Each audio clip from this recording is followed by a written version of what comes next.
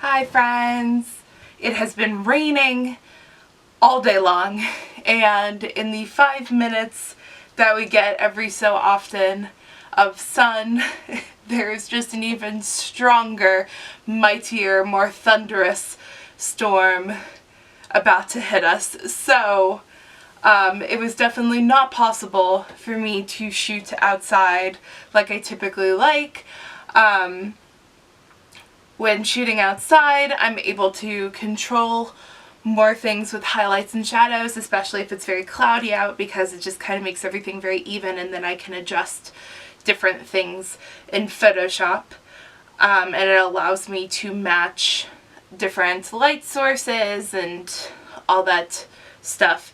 But I did not have that option today. So I decided to try to shoot entirely inside.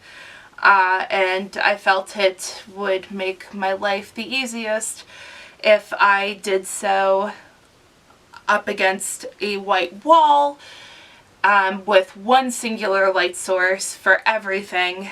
So we are going to see how well that goes. I have not edited the image yet, so you are along on this journey with me to see how well this image will turn out. So, plot twist, it went terribly. So terribly, in fact, that I had to come up with a whole new concept and basically redo everything.